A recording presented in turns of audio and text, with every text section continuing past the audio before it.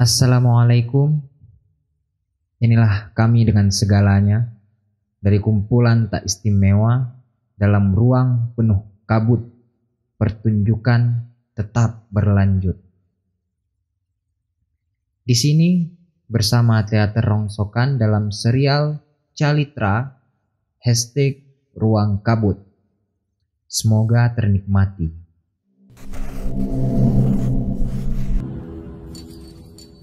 Yang belum subscribe, kami persilahkan like jika Anda suka dan komen bagi yang mampu. Juga bagikan untuk yang membutuhkan.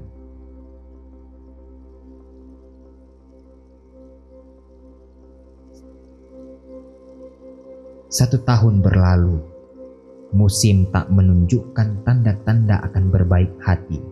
Kecamuk orang-orang yang kelaparan semakin menjadi-jadi. Dan entah dari mana datangnya singgah seorang peziarah yang mengatakan bahwa dengan daging maka penyakit itu akan sembuh. Sungguh tidak logis. Lagi pula, di mana ada daging? Seluruh cadangan makanan habis tak berbekas. Keadaan Fram semakin menyedihkan. Tubuhnya mendadak kejang-kejang, sekarat.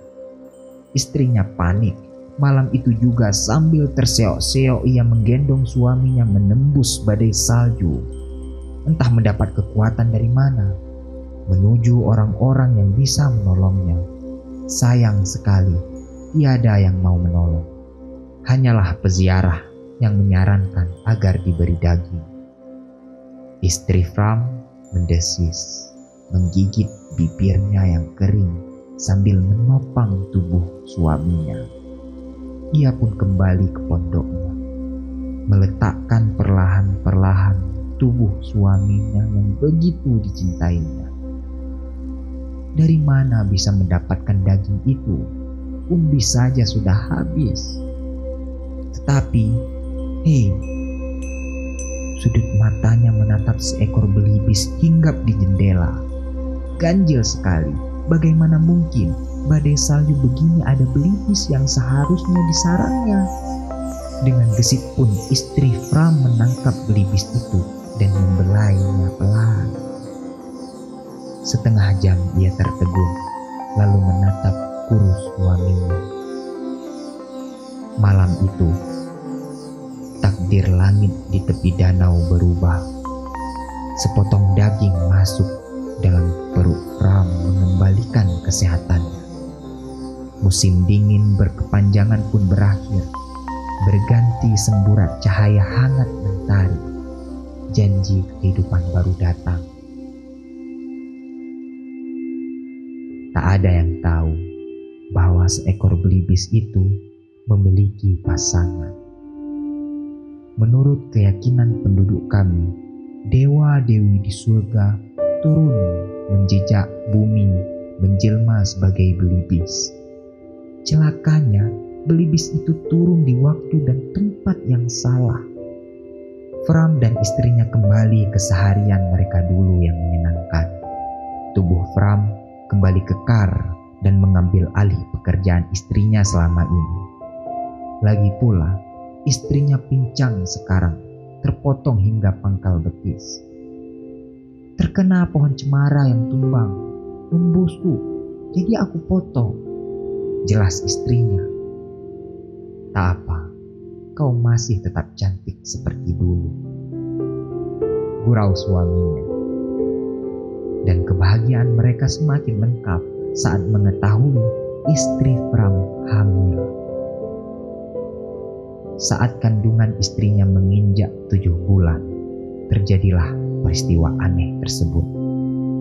Fram yang sedang berburu di hutan tak sengaja melihat seekor belibis yang indah. Fram berkali-kali jatuh mengejar belibis itu hingga ke tepi danau. Tapi bukanlah belibis itu yang tampak, melainkan seorang wanita cantik. Pakaiannya indah berkilauan, perhiasannya cemerlang, wajahnya mempesona dan tubuhnya memikat. Apakah itu cinta? Apakah ia sebentuk perasaan yang tidak bisa dibagi lagi? Apakah ia kata akhir dari sebuah perasaan? Tidak akan bercabang? Bukankah lazim seseorang jatuh cinta lagi, padahal sebelumnya sudah berjuta kali bilang ke pasangan-pasangan sebelumnya, ia adalah pasangan sejatiku. Entah bagaimana caranya, Pram jatuh cinta pada gadis belibis itu. Duhai celakanya urusan ini, bukannya menghabiskan waktu bersama istrinya yang sedang hamil tua di rumah, malah bercengkrama dengan gadis lain. Malangnya nasib istri Pram. Seminggu sudah suaminya tak kunjung pulang. Sementara perutnya yang semakin membuncit. 2 minggu lagi, persis bayinya akan lahir. Pagi itu persis ketika daun cemara bergemerisi dan bunga bermekaran, istri Pram pergi mencari suaminya. Pencarian yang menyesakkan. Dengan sepotong tongkat, istri Pram menopang tubuhnya yang berbadan 2, kesusahan menyisir hutan cemara. Saat ia akhirnya menemukan Pram yang sedang tergila-gila cinta berdua dengan wanita aduhai itu, tersungkurlah istri Pram, lirih memanggil suaminya. Duhai. Pram hanya melirik selintas, lantas menyuruhnya pergi, seperti tidak pernah mengenalnya. Menangislah istri Pram. Lemah berusaha memeluk kaki suaminya, Pram justru menibasnya, membuat tubuh dengan perut buncit itu terjungkal. Istri Pram mengaduh kesakitan, meskipun ada yang lebih sakit lagi di dalam hatinya. Di manakah janji cintanya? Di mana? Semuanya musnah. Saat harusnya mereka berbahagia menanti anak pertamanya. Lirih memanggil dewa-dewi di surga, meminta keadilan. Ia gemetar berdiri, mencengkeram bebatuan. Pram tidak peduli. Ia mengajak gadis belibis itu menjauh. Tapi sebelum itu terjadi, dewa-dewi sudah turun. Istri Pram menjelaskan duduk perkaranya, dan menjadi teranglah urusan itu. Gadis cantik itulah pasangan belibis yang tersesat di pondok Pram 2 tahun silam. Justru gadis cantik inilah yang menuntut keadilan. Istri Pram menangis terseduh-seduh. Baiklah, bila memang itu yang terjadi, biarkan Pram yang memutuskan masalah ini. Siapa yang dipilihnya? Karena kau wanita dan gadis itu dewi, maka kami memberimu 3 kali kesempatan untuk menghilangkan kelebihan gadis itu atau menambahkan kelebihanmu. Istri Pram memika air mata. Aku ingin seluruh gadis ini dihilangkan. Cahaya yang mengukung gadis belibis itu pun menghilang. Tak ada kemilau lagi, tertanda hilang sihir. Tetapi tetap saja gadis itu terlihat lebih cantik. Pram tetap bersikukuh. Istrinya menghela nafas, mengeluh tertahan. Aku ingin seluruh sihir yang masih mengukung tubuh suamiku dihilangkan. Sekejap, cahaya tubuh Pram pun menghilang. Sihir pesona itu lenyap. Petani itu seakan baru tersadar dari mimpi. Melihat gadis belibis yang tampak cantik dan tubuh mempesona membuatnya tergila-gila daripada melirik istrinya.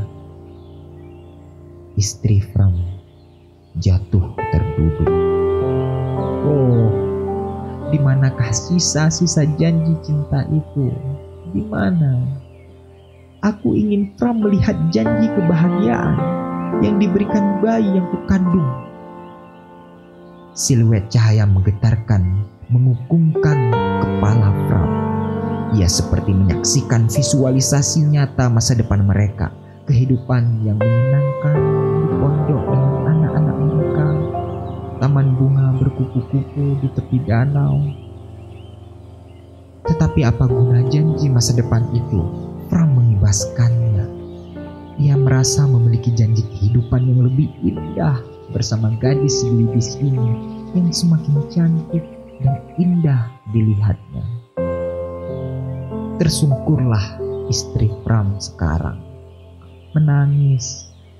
3 kali kesempatan habis sudah pengharapannya, musnah. Fram menarik tangan gadis belibis di sebelahnya, pergi menjauh. Matanya benar-benar dibutakan oleh penampilan. Tega sekali ia memberangus kehidupan bersama istrinya. Dewa Dewi menghela nafas tertahan. Apapun hasilnya, semua sudah selesai. Mereka hendak pergi ketika salah seorang dewa menghampirinya. Kenapa kau tidak menggunakan kesempatan terakhirmu untuk menunjukkan kejadian yang sebenarnya, wahai wanita yang malang? Kenapa kau justru menggunakan kesempatan terakhirmu untuk memperlihatkan janji masa depan? Istri Fram terseduh, menggeleng, menyeka pipinya. Wahai wanita malang, mengapa kau tidak meminta kami menunjukkan dengan nyata kejadian malam itu, agar suamimu melihatnya, agar gadis belibis itu melihatnya? Istri Fram berkata lirih, tertahan. Aku tidak ingin cintanya kembali karena dia merasa berhutang budi. Kau melakukannya karena cinta, wahai wanita malang. Maka tidak ada hutang budi. Sungguh ini urusan amat menyakitkan. Sang dewa menoleh ke arah Fram dengan tatapan menghinakan. Kau tidak pernah tahu mengapa istrimu pincang, wahai pemuda, dan kau, gadis belibis yang menyedihkan. Kau tidak tahu apa yang sesungguhnya terjadi dengan belibis pasanganmu. Biarlah hari ini Dewa Dewi menjadi saksi dalam urusan cinta ini. Mereka yang dibutakan oleh duniawi tidak akan pernah mengerti hakikat cinta sejati. Maka melesatlah Dewa Dewi itu terbang kembali ke angkasa, meninggalkan istri Fram yang tersungkur sendirian. Ialah yang menyimpan cerita yang sebenarnya itu sendiri. Ia tak ingin memperlihatkan peristiwa itu pada suaminya.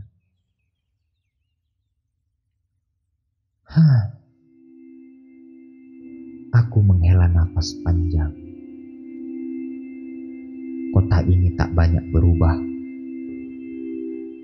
Kulihat kupu-kupu itu masih hinggap di mantelku. Jangan pernah mengulangi kesalahan yang dilakukan Fram, si petani miskin. Kata-kata itu masih terngiang dalam kepalaku. Aku menatap pusara Cindanitaku, batu besar yang mengukir namanya. Aku tidak melakukan hal bodoh seperti dalam cerita itu. Tapi mamamu yang melakukannya. Cindanitaku sayang. Terngiang kejadian antara aku dan mamamu silam. Mengertilah Sam, pernikahan kita sudah selesai. Aku mencintai pemuda itu. Aku merasa seperti pemuda yang pertama kali mengenal cinta. Ya Tuhan, apa yang kau lakukan istriku? Aku akan pergi bersamanya. Bagaimana dengan janji cinta kita? Semuanya sudah berakhir. Biarkan aku pergi. Aku lelah dengan kehidupan ini. Bagaimana dengan masa-masa indah pernikahan kita? Aku mencintai pemuda itu, Sam. Aku merasa seperti remaja yang sedang kasmaran. Aku akan pergi bersamanya. Bagaimana dengan Cindanita, anak kita? Lalu suaraku hilang ditelan angin laut. Mamamu berlari meninggalkanku, dan kau demi pemuda itu, Cinda. Kau yang sabar ya nak. Biarlah itu jadi masa lalu, walaupun pahit. Papamu ini sudah tertatih menghadapi kehidupan yang baru. Tertatih dengan semua beban yang ada.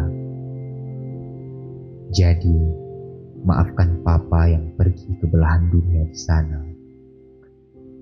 Papa hanya berjalan-jalan dan menyembuhkan luka.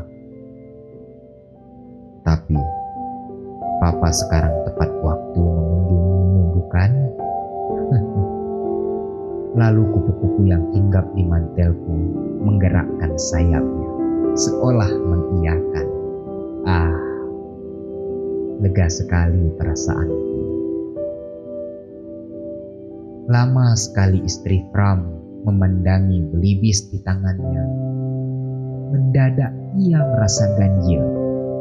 Tatapan mata belibis itu seperti memancarkan ketakutan. Persis seperti ketakutannya kehilangan Pram. Takut berpisah dengan suami. Dilihatnya Pram yang kejang di atas kasur melenguh tertahan. Istri Pram gemetar sambil mengambil sebilah pisau. Sekali lagi ia menatap mata belibis dengan jepitan tangannya. Belibis ini pasti mempunyai pasangan. Ujar pelan dalam hati istri Pram. Tidak, istri Pram menggeleng. Malam ini jika sepotong daging itu akan mengobati suaminya, itu tidak akan berasal dari belibis elok ini. Biarlah dewi-dewi menjadi saksi. Biarlah semua ini menjadi bukti cinta sejatinya. Sempurna istri Pram menebas pisau tajam. Bukan ke leher belibis itu, tapi ke betis kakinya. Malam itu istri Pram memberikan daging miliknya. Ia melepas pergi belibis jelmaan itu.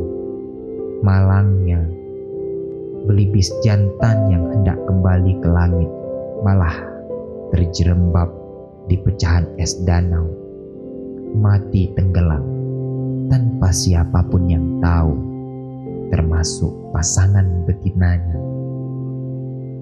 Malam itu, istri Pram telah membuktikan cinta sejatinya. Andai kata demi kesembuhan suaminya, ia harus memberikan jantungnya, maka itu pasti akan diberikannya. Hari ini, setiap tahun istri Pram kembali. Kupu-kupu kuning yang memenuhi pemakaman kota mengambang, memesona. Hari ini, istri Pram selalu menunaikan janji cinta sejatinya. Dulu ia, sekarang masih, esok, lusa pasti.